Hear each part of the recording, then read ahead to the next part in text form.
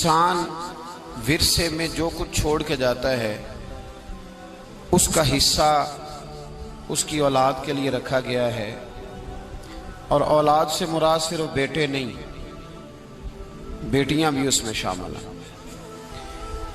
اور اولاد صرف وارث نہیں ہوتی، بیوی بھی وراثت کی وارث ہوتی ہے۔ ماں اور باپ کا بھی حصہ شریعت نے رکھا ہے۔ اولاد نہ ہو تو باقی رشتہ دار بھی اس میں شراکت دار ہوتے ہیں۔ وہ ایک علیحدہ تفصیل ہے، وہ نہ تو ہمارا عنوان ہے اور نہ ہی اس کے احکام کسی ایک شخص کے لحاظ سے ایک جیسے ہوتے ہیں، بلکہ میراث کے احکام ہر شخص کے لحاظ سے الگ الگ حیثیت رکھتے ہیں۔ ہم تو صرف اس کی اہمیت پر چند باتیں عرض کرنا چاہ رہے ہیں۔ میرے عزیز دوستو، پہلی بات تو یہ ہے کہ یہاں کچھ لبرل لوگ تو روشن خیال کہتے ہیں، میں کئی دفعہ روغن خیال کہتا ہوں ان لوگوں کو۔ وہ کہتے ہیں دیکھو جی، ہم مساوی حقوق دیتے ہیں، اسلام نے بیٹی کا حصہ آدھا رکھا ہے، اور جدید زمانے کے لوگ یہ کہتے ہیں کہ ہم چاہتے ہیں کہ برابر اور مساوی حصہ ہو، اسلام نے آدھا حصہ رکھا ہے، معاذ اللہ۔ اس پر اعتراض ہوتا ہے۔ ہمارا جواب یہ ہے کہ اسلام نے دیکھنے میں تو بیٹے کا حصہ زیادہ اور بیٹی کا کم رکھا ہے، لیکن اگر دیکھا جائے تو بیٹی کا حصہ زیادہ ہے۔ بیٹی کا حصہ، یہ آپ کو باتیں سمجھ لینی چاہیے۔ میڈیا کا زمانہ آیا ہے نا، دنیا ایک گلوبل ویلج بن گئی ہے۔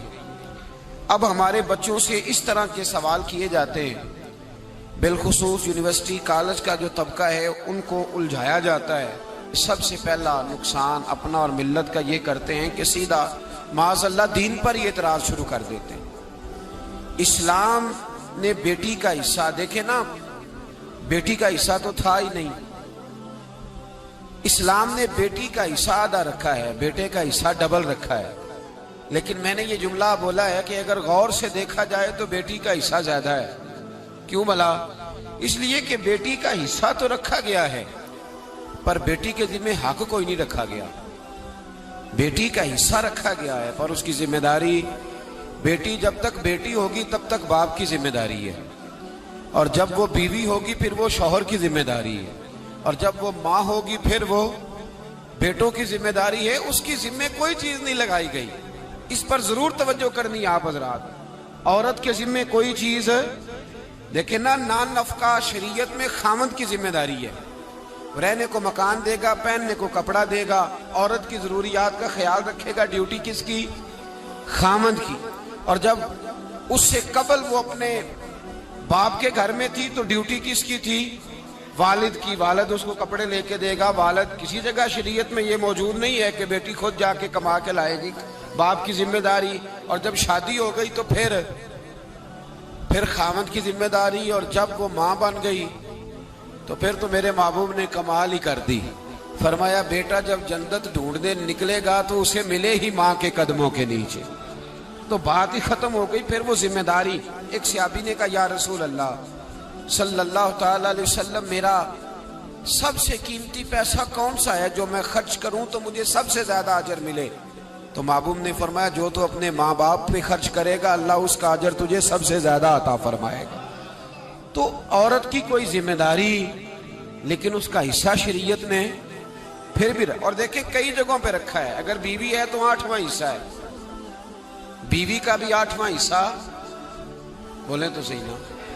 خامند کی جائیداد میں بیوی حصے دار ہے، ماں ہے، تو بعض مسائل میں بعض اوقات چھٹا حصہ ماں باپ کا بھی موجود ہے، اور بیٹی ہے تو 1/3 حصہ اس کا بھی موجود ہے۔ تو حصہ بیوی کا ہر جگہ پہ ہے۔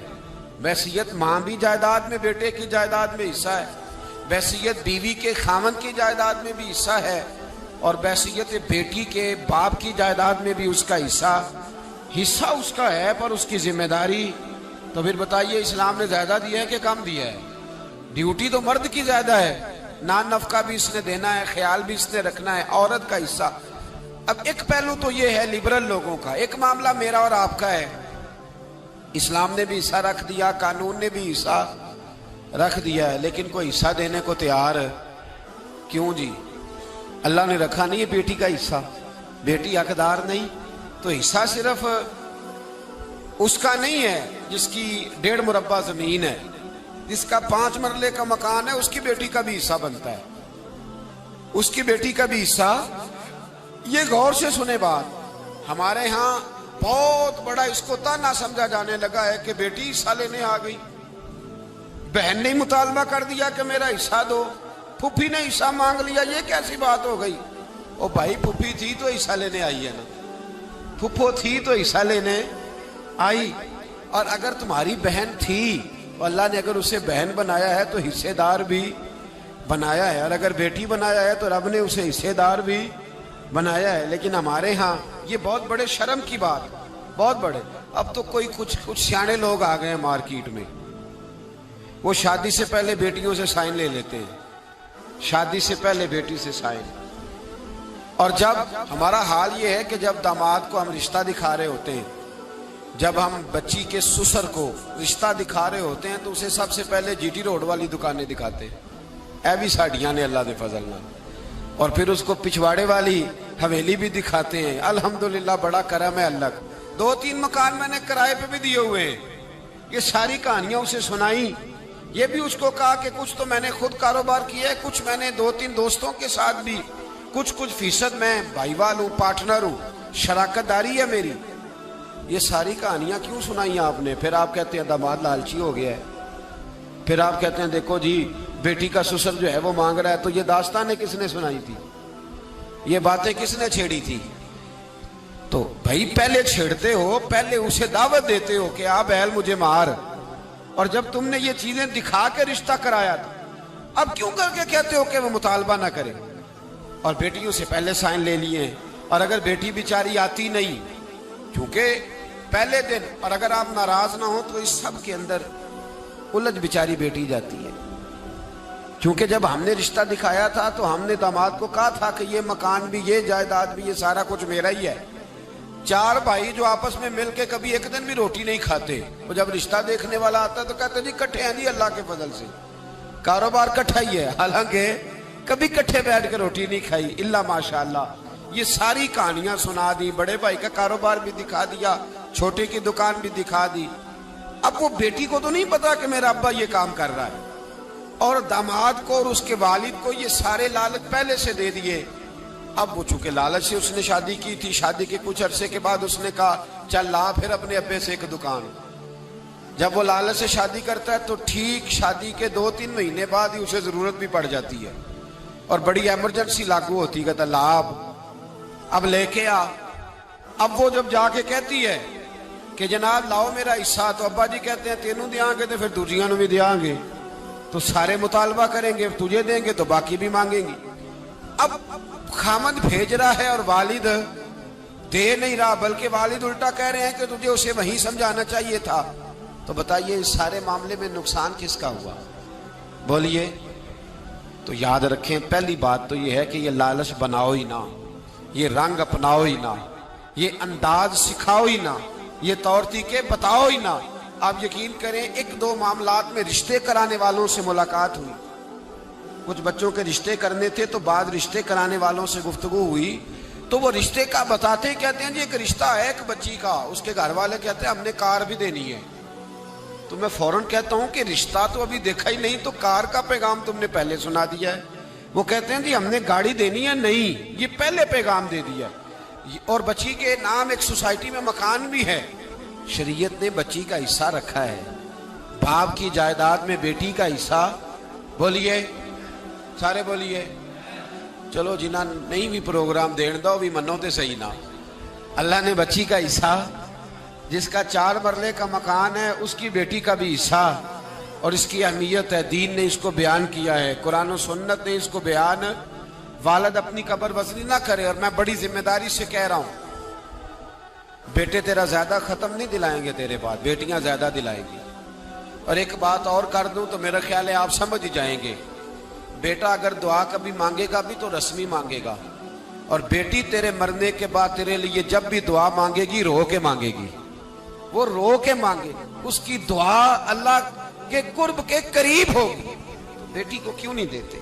جو اس کا حصہ بنتا ہے، جو اس کا حق بنتا ہے، جو اس کا طریقہ ہے، اسے کیوں نہیں دیتے؟ سیدھی سیدھی جنت کیوں نہیں حاصل کرتے؟ کب تک؟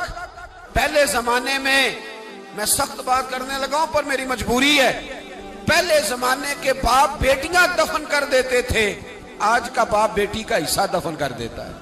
یہ بتائے یہ کس کے ساتھ مقابلہ کر رہا ہے؟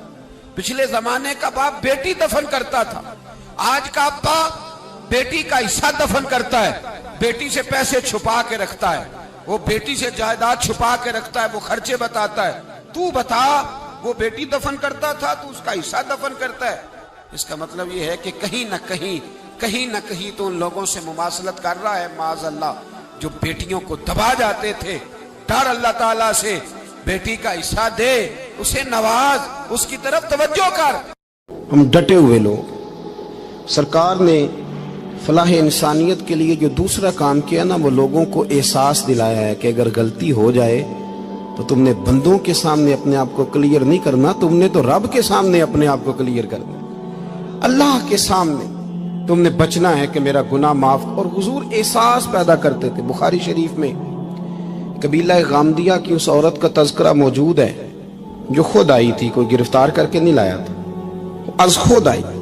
احساس پیدا ہو گیا نا گناہ کا۔ یہاں بہت ساری غلطیاں کر کے بھی لوگ جب اپنی بات کرتے ہیں تو کہتے ہیں کبھی یاد تو نہیں کسی کے ساتھ زیادتی کی ہو، یاد تو نہیں کبھی کسی کا۔ بھئی آپ نے اتنے بڑے ولی ہونے کا دعویٰ کر دیا، انسان تو انسان رہتا ہے۔ بڑے بڑے لوگ کہہ گئے کہ یا اللہ اگر انجانے میں بھی بھول گئے ہیں تو ہم سے درگزر فرما، لیکن جب ہم تیار ہی نہیں ماننے کو۔ حضرت انس بن مالک کہتے ہیں وہ خاتون آئی، کوئی پکڑ کے نہیں لایا، کسی 14 دنوں کے ریمانڈ پہ نہیں اسے منوایا گیا، اسے وہ خود بخود آئی، اور کریم محبوب علیہ السلام کے سامنے جب وہ کھڑی ہوئی تو اتنے درد سے میں نے کم لوگ روتے دیکھے ہیں جس درد سے وہ روئی۔ عرض کرنے لگی حضور میں غلطی کر بیٹھی ہوں، مجھ سے زنا ہو گیا، مجھے پاک کر دیں۔ تو محبوب کریم علیہ السلام نے فرمایا تو کیسے ثابت کرے گی تو نے گناہ کیا؟ یعنی مجرم کو ثابت کرنا پڑ رہا ہے کہ میں گناہ گار۔ یہ وہ کمال ہے کہ انسانوں کو احساس ہونے لگے کہ یہاں ہم غلط ہیں۔ جب اعتراف جرم ہوتا ہے، جب بیماری کی تشخیص ہوتی ہے تو پھر اس کا علاج بھی ہو جاتا ہے۔ حضرت انس بن مالک کہتے ہیں وہ عرض کرنے لگی حضور میرے پیٹ میں ناجائز بچہ ہے۔ حضور نے فرمایا جا جب بچہ پیدا ہو تو پھر آنا۔ وہ 8 ماہ کے بعد آئی تو اس کی گود میں پھول سا بچہ تھا۔ حضور نے فرمایا واپس جا، جب روٹی کھانے لگ جائے تو پھر آنا۔ وہ 2 سال 2.25 سال دودھ پلاتی رہی، پھر جب آئی تو بچے کے ہاتھ میں روٹی کا ٹکڑا تھا۔ کریم محبوب صلی اللہ تعالی علیہ وسلم سے آ کے جب اس نے بات کی تو وہ درد سے روئی، کہنے لگی یا رسول اللہ 3 سال ہونے کو ہیں، میں نے گناہ کیا ہے، میں ساری رات سو نہیں پاتی۔ حضور تڑپتی، اگر اس حال میں مر گئی تو اپنے رب کو کیا منہ دکھاؤں، مجھے پاک کر دے، میرے حال پہ رحم فرمائے۔ محبوب کریم صلی اللہ علیہ وسلم نے بچہ ایک صحابی کو دیا، فرمایا بچوں کی طرح پالنا، اور کہا اسے لے جاؤ، پتھر مار مار کے اسے سنسار کر دو۔ صحابہ کہتے ہیں اسے پتھر لگ رہے تھے اور حضور بے-چینی کے ساتھ ٹہل رہے تھے۔ آ کے خبر دی حضور وہ تو وصال کر گئی، انتقال ہو گیا۔ فرمایا یہاں تک تو بات اس کی تھی۔ حضرت انس بن مالک کہتے ہیں اب محبوب کریم نے صحابیات سے فرمایا اسے غسل دو، کفن پہناؤ، جنازہ تیار ہو جائے تو مجھے خبر کرنا۔ حضرت انس بن مالک کہتے ہیں غسل ہوا، کفن ہوا، جنازہ تیار ہوا تو حیران ہم تب ہوئے جب میرے محبوب نے فرمایا صفیں بناؤ، میں خود جنازہ پڑھاؤں گا، میں خود جنازہ پڑھاؤں گا۔ اور سرکار نے جنازہ پڑھایا تو ایک شخص کی زبان سے نکلا حضور اس ملعون کا معاذ اللہ جنازہ جس نے ناجائز بچہ جنا، اس کے لیے آپ دعا کر رہے ہیں، جنازہ پڑھا۔ حضور فرمانے لگے خاموش ہو جاؤ، تم نے گناہ دیکھا ہے، اس کا احساس نہیں دیکھا، تم نے غلطی دیکھی ہے لیکن اس کی توبہ کا انداز نہیں دیکھا۔ اور صاحب کنز العمال نے یہ لفظ نقل کیے ہیں کہ کریم محبوب فرمانے لگے اس نے تو ایسی شاندار توبہ کی ہے کہ اگر میں اپنی ساری امت میں بانٹ دوں تو اللہ سب کی مغفرت فرما دے گا۔ احساس جب پیدا ہو جاتا ہے نا اپنے دل کے اندر کہ یہاں میں غلط ہوں، ان العبد اذا اعترف ثم تاب تاب اللہ علیہ او کما قال نبی صلی اللہ علیہ وسلم، رواہ مشکات۔ حضور نے فرمایا جب کوئی بندہ کہتا ہے نا اللہ میں بھول گیا تھا، اور پھر وہ توبہ کرتا ہے تو رب اس کی توبہ کو فوراً ہی قبول فرما لیتا ہے۔ پہلی بات یہ کہ عقائد کو مضبوط رکھیں، مضبوط عقائد۔ اور یہ جو آج کل ایک اور ماحول چل رہا ہے کہ تھوڑا ادھر کو تھوڑا ادھر، عقائد وہی درست ہیں جن کی تشریح شیخ عبدالحق محدث دہلوی نے فرمائی، عقائد وہی درست ہیں جن کی بابت حضرت مجدد الفسانی لکھ گئے، اور ان سب کو اگر کھلا کر کے بیان کیا تو امام احمد رضا فاضل بریلوی نے بیان کیا۔ انہی بزرگوں کی باتوں کو کھول کر ہمارے سامنے رکھا، مضبوط عقائد کی زندگی گزاریں۔ اور دوسری بات، اگر کبھی کوئی غلطی ہو جائے پھر اس کا احساس پیدا کریں، پھر اس سے توبہ کریں۔ تیسری بات جو فلاح انسانیت کے لیے بڑی ضروری ہے وہ یہ ہے کہ تھوڑا احساس پیدا کریں دوسروں کا۔ میری زندگی میری ذات سے شروع ہوتی ہے، میری ذات سے، میرے سے ہنس کے بولو، میری بات مانو، میرے پیچھے چلو، میرے آرام میں خلل نہ آئے، میری طبیعت کے مطابق۔ بھئی آپ کی طبیعت کے مطابق چلیں تو پھر تو آپ بہت بڑے خود غرض ہوئے کہ آپ نے صرف اپنے لیے سوچا۔ محبوب کریم کا کمال یہ تھا کہ حضور نہ دوسروں کا بڑا احساس فرماتے تھے۔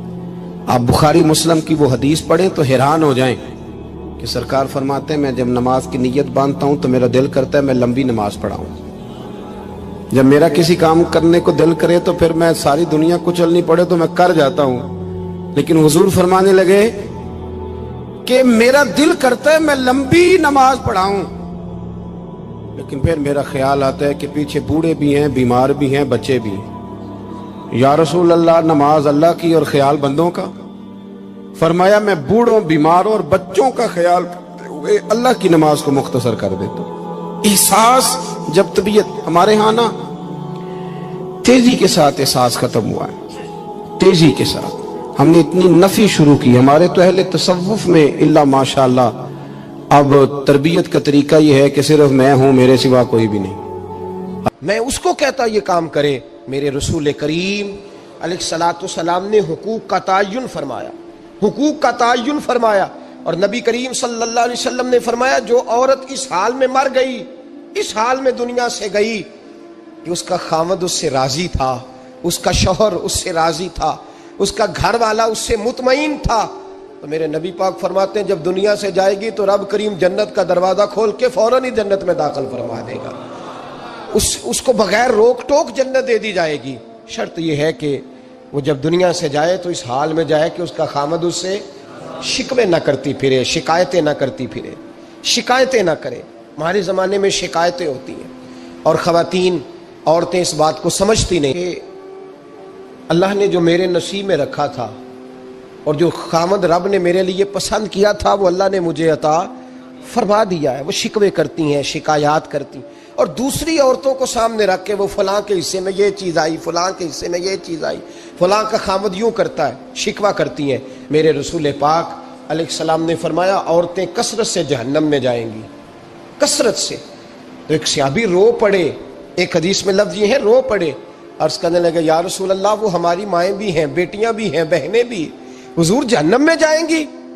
نبی پاک صلی اللہ علیہ وسلم نے فرمایا ایک تو وہ عیب جوئی کرتی ہیں، غیبتیں کرتی ہیں، دوسرا رب کا شکر ادا نہیں کرتی، اور تیسرا فرمایا اپنے خامن کا بھی شکریہ ادا نہیں کرتی، بات بات پہ نہ شکری کرتی ہیں، بات بات پہ نہ شکری کرتی، اس سبب سے جہنم میں جائیں۔ عورت کے حقوق کا تعین فرمایا، اور ساتھ ہی میرے رسول پاک علیہ السلام نے مرد کی طرف توجہ فرمائی، اور کیا خوبصورت لفظ ارشاد فرمائے، فرمایا تم میں ہر آدمی اپنے آپ کو اچھا سمجھتا اور اچھا کہتا ہے، ہر آدمی کہتا ہے، لیکن کوئی اگر مجھے آ کے پوچھے گا کہ محبوب آپ کی امت میں اچھا کون ہے، تو حضور فرماتے ہیں میں اسے اچھا سمجھوں گا جو اپنے گھر والوں کے حق میں اچھا ہے، جو اپنی بیوی خیرکم لأہلہ، تم میں سے بہترین وہ ہے جو اپنے گھر والوں کے لیے اچھا ہے۔ اور فرمایا جاؤ میرے گھر جا کے پوچھ لو وانا خیرکم لأہلی، میں تم سب سے زیادہ بڑھ کر اپنے گھر والوں کے لیے اچھا ہوں۔ تم میں بہترین وہ ہے جو اپنے گھر والوں کے لیے، بال بچوں کے لیے، بیوی کے لیے اچھا ہے۔ رسول کریم علیہ الصلوۃ والسلام نے خامن کو حکم دیا اور ارشاد فرمایا کہ عورت ٹیڑھی لکڑی ہے، بیچاری کو اللہ نے عقل پوری نہیں دی۔ ایک بچہ چھوٹا ہوتا ہے، ہمیں پتہ ہوتا ہے کہ اس کا شعور پورا نہیں، اگر کوئی غلطی کرے تو کیا اسے نکال دیا جاتا ہے گھر سے؟ بولے چھوٹا بچہ ہے، وہ کئی دفعہ بڑا نقصان کر دیتا ہے، آپ کیا کہتے ہیں؟ اسے مارتے ہیں, کلاڑی لے آتے ہیں اس کے لیے. اس طرح کرنا چاہیے, اس کے ابے کو بلا لینا چاہیے, بےزتی کرنی چاہیے پنچایت میں بٹھا کے کہ یہ غلطی کی ہے تیرے بچے نے. بھائی دادا یہ کام کرتا ہے؟ بولے نا, کیوں نہیں کرتا؟ وہ کہتا ہے ہمارا بچہ نہ سمجھ ہے, اپنا پوتا ہے, ہمارا اپنا ہے, اگر ہم اس کا باہر نکالیں گے تو بڑا کام غلط ہو جائے. لیکن وہی ابا جی جب بہو کوئی غلطی کر بیٹھتی ہے تو پنچایت بلاتے ہیں, لوگوں کے سامنے معاذ اللہ تعالیٰ بڑی کڑوی کسیلی باتیں کرتے ہیں, ایسی باتیں کرتے ہیں کہ جو ان کی بیٹی کے بارے میں کہی جائے تو وہ کبھی پسند نہ کریں. اتنے سخت جملے کہے جاتے ہیں, بیٹی والے کو رسوا کیا جاتا ہے. میرے نبی کریم علیہ الصلوۃ والسلام نے فرمایا یہ ٹیڑھی لکڑی ہے, بیچاری کو اللہ تبارک و تعالیٰ نے اپنی حکمت کے تحت عقل عادی عطا فرمائی ہے. تم اگر چاہو گے سیدھی کرنا تو یہ ٹوٹ جائے گی, سیدھی نہیں ہوگی. حضور کیا کریں؟ فرمایا اس کے ساتھ گزارا کرو, اللہ تمہیں اجر عطا فرمائے گا. اس کے ساتھ وقت گزارو, اللہ تمہیں اس کا, یہ ذہن بنانا چاہیے خاوند کو کہ یہ, اور خاوند کی ذمہ داری ہے. اعلیٰ حضرت رحمۃ اللہ علیہ نے فتاوی رضویہ کی 24ویں جلد میں بالتفصیل لکھا ہے. آپ فرماتے ہیں خاوند کی ذمہ داری ہے عورت کو کپڑا فراہم کرنا, روٹی فراہم کرنا, رہنے کے لیے گھر دینا, نان نفقے کا خیال کرنا. اور آپ فرماتے ہیں اگر وہ مطالبہ کرے تو ہفتے میں ایک دن اس کے ماں باپ سے ملانے بھی لے جا سکتا ہے. ہفتے میں, جی کوئی نہیں بول دے تسی, ہفتے نہیں, یہ نہیں صحیح لفظ, ہر ہفتے اے سوکھ ہے. کدوں ملان کھڑنا ہے؟ پاویں نہ بولو, گل جڑی سچی ہو تے سچی ہے. ملان کدوں لے جانا ہے؟ اچھا اپنی اماں نو روز ملدا ہے سویرے شام, تے وہ کہندی مینوں بھی اماں نو ملا لیا, تے کہندا روز نہیں جائیدا, تو تم بھی نہ ملا اپنی اماں نو روز بھائی. لیکن ہاں اعلیٰ حضرت فرماتے ہیں ہفتے میں ایک دفعہ ماں باپ سے بولے. بیٹی کا پیار ماں باپ سے زیادہ ہوتا ہے کہ بیٹے کا؟ تو سارے انہوں پتا ہے, یعنی تسی گھٹ کر دیو نا تاں بیٹی دا نام لیا جے. صحیح بات کر رہا ہوں؟ تو جس کا پیار زیادہ ہے اس کو روک دیا, کہتے نہیں روز نہیں جائیدا, سال بعد جائیں. بلکہ ان تے اللہ خیر کرے, اللہ پاک فضل کرے. داماد صاحب کی عزت ہی نہیں نہ ہوتی, اس کو آنکھوں پہ بھی اٹھائے تو کہتے تیرے گھر دے میری عزت نہیں کرتے. پتہ نہیں ہن تو عزت بھائیا کیڑی شے دا نام رکھیا ہے, وہ کیڑی ہے جڑی تینوں چاہیے, اللہ ہی بہتر جانتا ہے. عزت نہیں کرتے تو لہذا میرا پروٹوکول نہیں, پھول لے کے کھڑے نہیں ہوتے گلی میں, وہ باہر نہیں نکلتے, وہ اشتہار نہیں چھاپتے کہ داماد صاحب آ رہے ہیں. اور ویسے بھی میں کہاں جاؤں, مطلب یہ کہ چپس بھی نہیں ہے, انہوں نے سنگ ماربر بھی نہیں لگوایا ہوا, تو میں کیسے جاؤں, میری شان کے خلاف. اعلیٰ حضرت فرماتے ہیں ہر ہفتے وہ بیٹی جو ہے, تو بیٹیاں ہوتی ہیں. اور یہ تو اس دن پتہ چلتا ہے نا جب اپنی بیٹی بندہ ڈولی میں ڈالتا ہے, پھر پتہ چلتا ہے کہ دل کرتا ہے ہر ہفتے اس کو ملنے کو, دل کرتا ہے کہ وہ آئے, چہرہ دکھائے, ایک دفعہ مل جائے, ہر ہفتے اس کو ملوانے لے کے جائے, اس کی غلطیاں معاف کرے, اس کے عیبوں پہ پردہ ڈالے, اس کی کوتاہیوں کا خیال کرے, اس سے درگزر کرے. میرے نبی کریم صلی اللہ علیہ وسلم نے فرمایا میں اپنی امت کو حکم دیتا ہوں کہ اپنی بیوی سے بغض نہ پالنا, بغض نہ پیدا کرنا. کوئی غلطی کرے تو بغض نہ پیدا کرنا, بغض نہ رکھ لینا سینے میں کہ تو ہے ہی ایسی, تو ہے ہی, بغض نہ پالنا. اور کیا خوبصورت لفظ ہیں حضرت خدیجۃ الکبریٰ کے سرتاج کے, اور کیا لفظ ہیں جناب سیدہ آمنہ کے لال کے. میرے نبی پاک فرمانے لگے اگر تمہیں اپنی بیوی کی کوئی عادت ناپسند ہے تو غور کر لو, ڈھونڈ لو, اس میں ایسی بھی عادت تمہیں ضرور مل جائے گی جو تمہیں بڑی پسند ہوگی. ڈھونڈ لو, غور کر لو, مل جائے گی, کوئی ایسی بھی مل جائے گی جو تمہیں بڑی پسند ہوگی, وہ بھی تمہیں مل جائے گی. ڈھونڈو تو صحیح, تلاش تو کرو, بغض کی اینک نہ لگانا. بغض کی اینک لگا کے دیکھو گے تو کچھ نہیں ملے گا. نبی رحمت سید عالم صلی اللہ علیہ وسلم, پہلی بات یہ ہے کہ اللہ کے حبیب نے تعین فرمایا, اور پھر عملی طور پر حضور نے وہ چیزیں کر کے دکھائیں. حضرت سیدہ طیبہ طاہرہ جناب فاطمہ کو نبی پاک نے رخصت فرمایا. حضرت علی کے گھر کے سارے کام جناب فاطمہ کرتی تھی, سارے کام. کسی ایک جگہ بھی شکایت نبی پاک صلی اللہ علیہ وسلم نے نہیں فرمائی کہ میری بیٹی سارے کام کرتی ہے, بلکہ حضرت اسماء کے بارے میں صحیح ستہ میں روایت ہے, جناب ابو بکر صدیق کی صاحبزادی, یہ نبی پاک صلی اللہ علیہ وسلم کے پھپھی زاد بھائی حضرت زبیر بن عوام عشرہ مبشرہ سے, ان کے گھر میں بیاہی گئی تھی. حضرت جناب اسماء کہتی ہے میں مالدار باپ کے گھر سے گئی تھی, امیر باپ تھے جناب صدیق اکبر, میں تاجر باپ کے گھر سے گئی تھی, لیکن زبیر بن عوام کے گھر میں گئی تو فرماتی ہے مجھے ان کے اونٹوں کو چارہ بھی ڈالنا پڑتا تھا، مجھے گھر کے سارے کام کرنے پڑتے تھے۔ فرماتی ہیں میں چنے پیس کر جانوروں کے لیے میں خوراک بھی تیار کرتی تھی، اور وہ چلے جاتے تھے تو میں ان کے گھوڑے کی دیکھ بھال بھی کرتی تھی۔ لیکن قربان جائیں، جناب اسماء فرماتی ہیں ایک دن بھی میں اپنے باپ کے گھر شکایت لے کے نہیں گئی۔ اور عجیب لفظ ہے حدیث پاک میں، عجیب لفظ ہے۔ آپ فرماتی ہیں میں ایک دن گھاس لے کے آ رہی تھی، رستے میں رسول پاک تشریف لا رہے تھے، حضور اونٹ پہ تھے، بڑی خوبصورت حدیث۔ حضرت اسماء فرماتی ہیں میں خامند کے گھر میں کام کاج کرتی تھی، میں چارہ لے کے آ رہی تھی، اونٹ پہ حضور تشریف لائے، نبی پاک نے اونٹ کو بٹھایا، اونٹ بیٹھ گیا تو حضور نے فرمایا اسماء میرے پیچھے بیٹھ جاؤ، میں تمہیں گھر تک چھوڑ دوں۔ تو جناب اسماء رو پڑی، کہنے لگی محبوبہ میرا خامند بڑا خوددار ہے، بڑا غیرت والا ہے، اس نے مجھے جس حال میں رکھا ہے میں اسی حال میں راضی ہوں۔ غریب آدمی عزت کرتا ہے، کمزور آدمی عزت کرتا ہے۔ جو بہو زیادہ جہیز لے کے آتی ہے وہ روٹی پکا کے نہیں دیتی، یاد رکھنا۔ جو کسی غریب گھر سے آتی ہے وہ جھک کے سلام کرتی ہے، اسے عزتوں کا پاس ہوتا ہے۔ میں سب امیروں کو برا نہیں کہتا، اللہ ماشاءاللہ اچھے اچھے لوگ بھی، لیکن یاد رکھنا لوگ سیڑھی لے کے، مرد عورت کی دولت کی سیڑھی پر اوپر جانا چاہتا ہے، عورت مرد کی، انجام کیا ہے؟ لیٹے ہوا ہے بادشاہ بستر پر، بیوی کہنے لگی کچھ ہے، کہنے لگا میں نے جھاڑ کے دیکھا ہے کوئی شے نہیں، لگا ہے کوئی چیز، عورت تب سر پٹائی، کہنے لگی دیکھو تو صحیح۔ اس نے اوپر سے چادر جو اٹھائی، بیڈ شیٹ جو اتاری، تو نیچے سے ایک دھاگا نکلا، ہاتھ پھیرتے تھے تو نظر نہیں، دھاگا نکلا۔ کہنے لگا تو اتنی نازک مزاج ہے کہ ایک دھاگا نہیں برداشت ہوا؟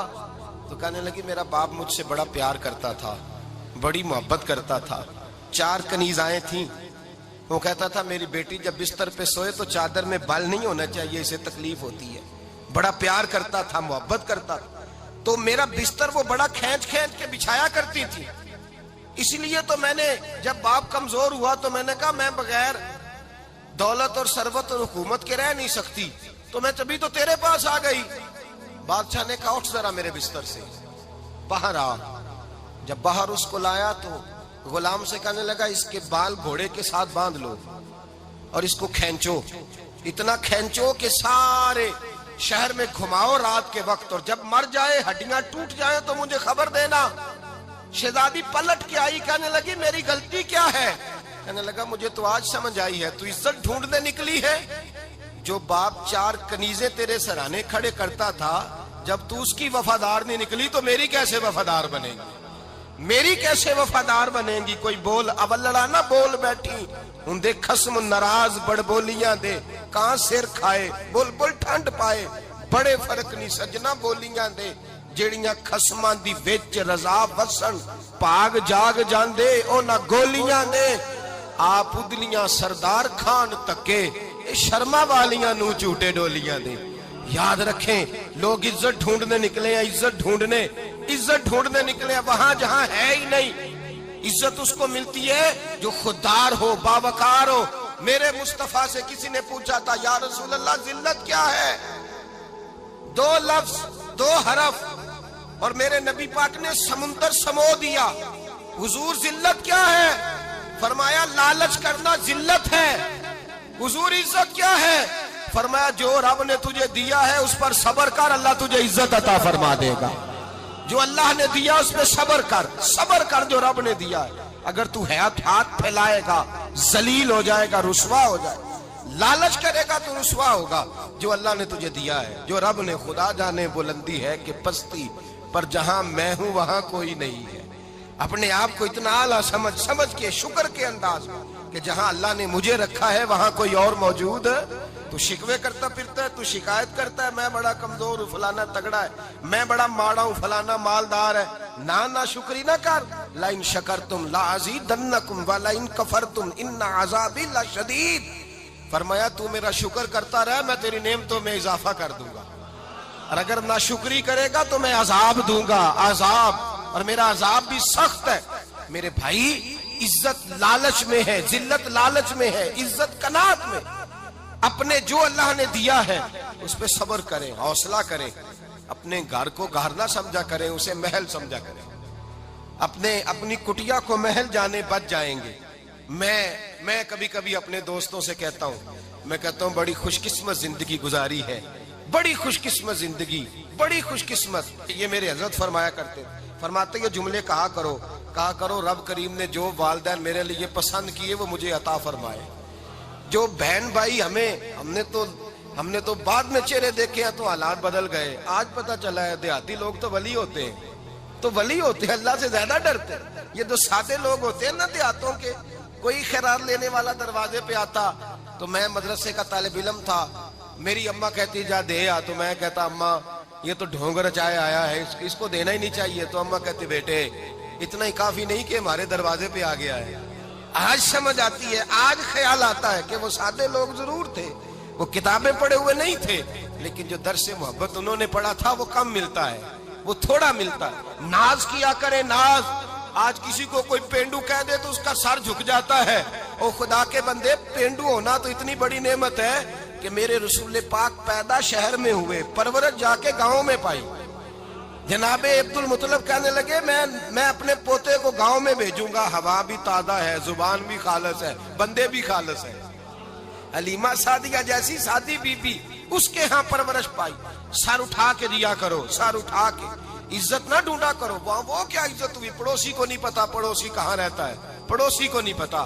اور ہم نے تو وہ بستیاں دیکھی ہیں، وہ نور بھرے شہر دیکھے ہیں کہ کسی غریب کی بیٹی کا بیاہ ہوا ہے اور اس کا داماد آیا ہے گلی میں، تو چودھری صاحب گھوڑے سے اتر گئے ہیں اور داماد کو گھوڑے پہ بٹھا کے کہا ہے یہ صرف فلاں کا داماد نہیں، یہ ساڑھے پنڈ دا جوائی ہے، یہ ہمارے گاؤں، یہ عزت ہے، یہ وقار ہے۔ اپنی مٹی پہ چلنے کا سلیقہ سیکھو، کسی کے سنگ مرمر پہ چلو گے تو پھسل جاؤ گے۔ اپنی دنیا آپ پیدا کر اگر زندوں میں ہے، عزت وہ ہے جو اللہ عطا فرمائے۔